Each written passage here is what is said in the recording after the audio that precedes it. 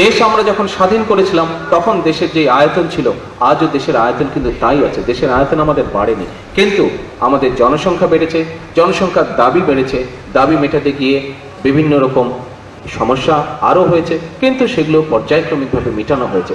প্রয়োজনীয়তা বেড়েছে। দেশে 7 কোটি মানুষ নিয়ে আমরা দেশ স্বাধীন করেছিলাম, আজকে 14 কোটি মানুষ। 14 কোটি মানুষের খাদ্যের প্রয়োজন, বস্ত্রের প্রয়োজন, 14 কোটি মানুষের বিদ্যুতের প্রয়োজন, রাস্তাঘাট প্রয়োজন, স্কুল কলেজের প্রয়োজন এই 14 কোটি মানুষের সন্তানদের জন্য। কিন্তু নেতৃবৃন্দ, আমাদের সম্পদের সীমাবদ্ধতা আছে।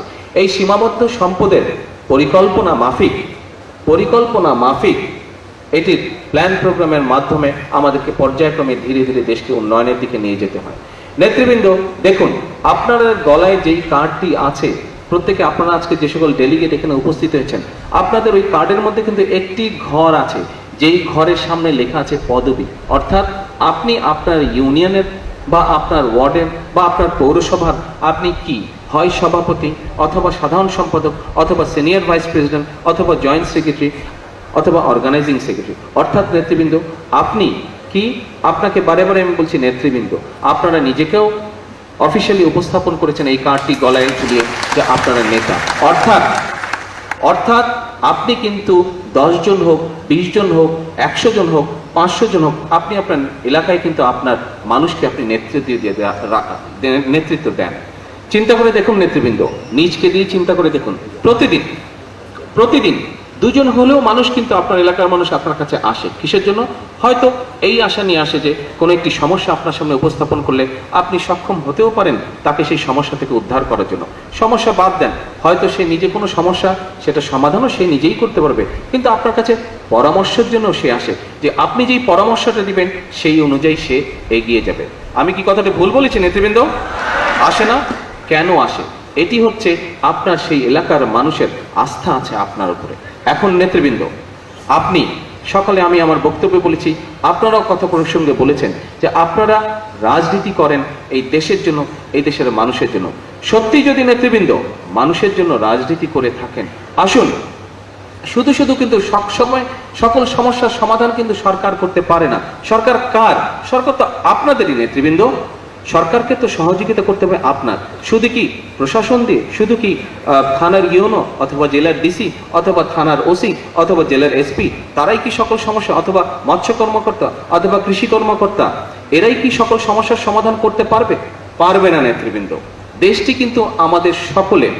আপনি যেরকম আপনার পরিবারকে আগলে রাখেন, আপনার পরিবার সেটি আপনার খালাতো ভাই হোক, ফুফাতো ভাই হোক, যেই হোক, আপনার আত্মীয় স্বজনের মধ্যে যদি কোনো সমস্যা দেখা দেয়, বিপদ দেখা দেয়, আপনি যেরকম এগিয়ে যান নেতৃবৃন্দ, এইভাবে সহযোগিতা করতে হবে আপনার এলাকার মানুষকে। আপনার এলাকার মানুষকে সহযোগিতা করার সামগ্রিক অর্থ হলো আপনার দেশকে। কারণ এই দেশে নেতা আপনি জন্মেছেন, নেতা এই দেশে আপনার সন্তান বড় হচ্ছে, তার সন্তান এদেশেই মানুষ হবে।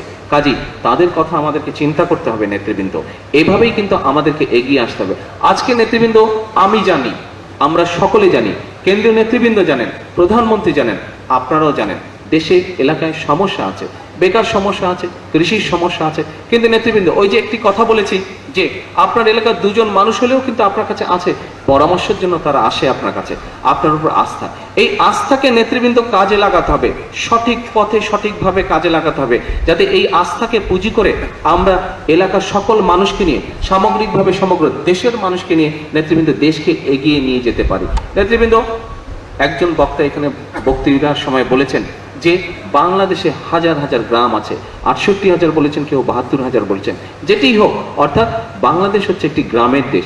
এবং আরেকজন বক্তা বলেছেন এদেশের শতকরা 80% মানুষ প্রত্যক্ষ হোক পরোক্ষ হোক কৃষির সাথে সম্পৃক্ত।